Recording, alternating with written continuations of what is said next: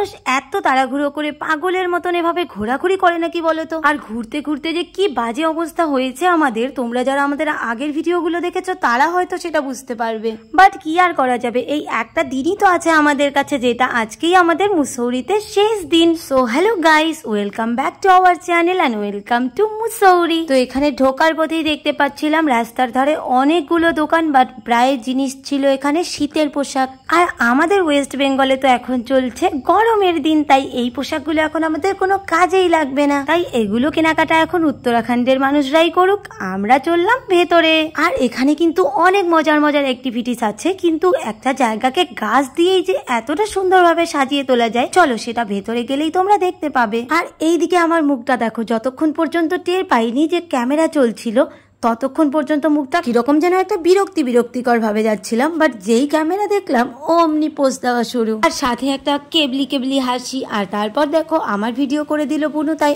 আমিও ওর একটু ভিডিও করে দিলাম। বাট আমরা দুই বোনই ভিডিও করা মানেই শুধু ওই হেঁটে হেঁটে যাওয়া আর হেঁটে হেঁটে আসা, এর বাইরে কিন্তু কোনো রকম পোজ দিতে জানি না। আর এইদিকে দেখো হাঁটতে হাঁটতে আমরা কতটা দূরে চলে এসেছি, যেখানে একদিকে রয়েছে ফুড জোন, আর একদিকে ছিল ছোট বাচ্চাদের খেলার জন্য অনেক কিছু অ্যাক্টিভিটিস, আর একদিকে ছিল রাইডস এর জন্য টিকিট কাউন্টার। বা টিকিট কাউন্টারটাতে দেখলাম একদমই ভিড় নেই, আর সেটা দেখেই ভাবলাম যে হয়তো এখানকার রাইডস এর জায়গাটা খুব একটা ভালো না, সেই জন্য ভাবলাম আগে টিকিট না কেটে ভেতরে গিয়ে দেখে আসা যাক। কিন্তু আমাদের তো কোথাও রাইডস হলোই না, আমরা তো ভেবেছিলাম যে এই গার্ডেনে এসেই আমরা রাইডস করব, বাট এখানকার টিকিট কাউন্টার দেখেই তো আমার মন ভেঙে গেল। যাই হোক, এখন আমরা এলাম একটা ঝর্ণার পাশে, আর এই ঝর্ণাটা দেখো একবার।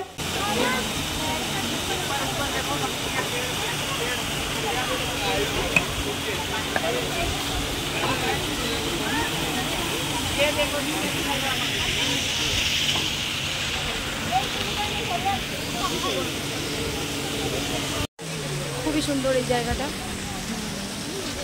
আর শান্তিমতো ফটো তুলতে পেরেছি, সব থেকে বড় কথা। এখানে আমরা শান্তিমতো ফটো তোলা যায় না, আর এখানে আসলে অনেকগুলো জায়গা, অনেকগুলো সেলফি পয়েন্ট, ফটো তোলার মতন অনেক জায়গা, সেই জন্যই এখানে সব জায়গাতেই ভিড়টা একটু কম। তো তারপর এখন আমরা যাচ্ছি ফ্লাওয়ার সেকশনের দিকে, আর সেটা একটু উপরে উঠতে হয়, আর উপরে ওঠা দেখলেই না আমার আর ইচ্ছে করে না যে সেখানকার ভিউটা কেমন হবে সেটা দেখে আসি। বাট এসেছি যখন তখন কোনো একটা জায়গায় বা ছাড়বো কেন, তাই না?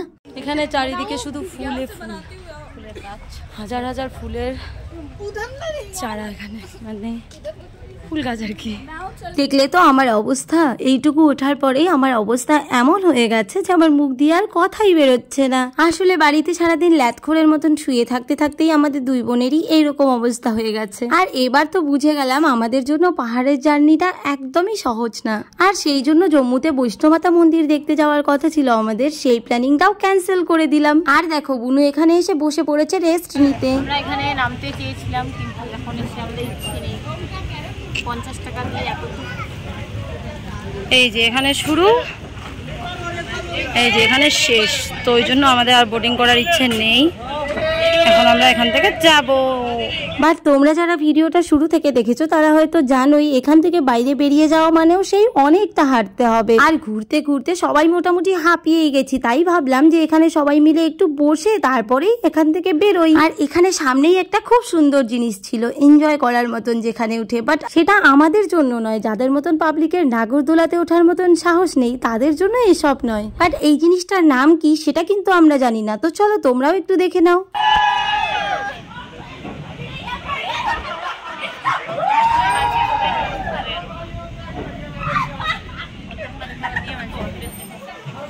আমাদের ঘোরাঘুরি কমপ্লিট, এখন আমরা এখান থেকে যাব, তারপর জানি না আমরা কোথাও যাবো কিনা। হ্যাঁ, আমাদের এই গাড়ির প্যাকেজ শেষ, আমরা যেখান থেকে উঠেছি আমাদের হোটেলের সামনে সেখানে গিয়ে নামিয়ে দেবো, তারপর দেখি আমরা আর কতটা ঘুরি কিনা। চলো দেখা হচ্ছে।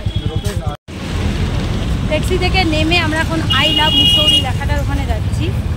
আর আমরা আজকে আবার কেন ওই জায়গাটাতে যাচ্ছি যেখানে কালকে রাত্রে আমরা গিয়েছিলাম। যারা আগের ভিডিওটা দেখেছো তারা হয়তো জানোই যে কি কষ্টটাই না আমরা পেয়েছি কাল ওখানে গিয়ে, আর যারা দেখোনি তারা গিয়ে ভিডিওটা একবার দেখে আসতে পারো। বাট আজকেও সেম কেস, এত ভিড় যে ফটো তুলতে পারিনি, ভিডিও তো অন করা হয়নি, তাই আমরা এখন আবার চললাম বাড়ির পথে। এখন যাবো বাস স্ট্যান্ড, গিয়ে বাস ধরে চলে যাবো দেহরাদুন। এখন বাজে 2:20 আর এখন মুসৌরি থেকে বাস ছাড়বে উদ্দেশ্যে। চলো দেখা যাক কতক্ষণ টাইম লাগে, তারপর তোমাদের সঙ্গে দেখা হচ্ছে। চলে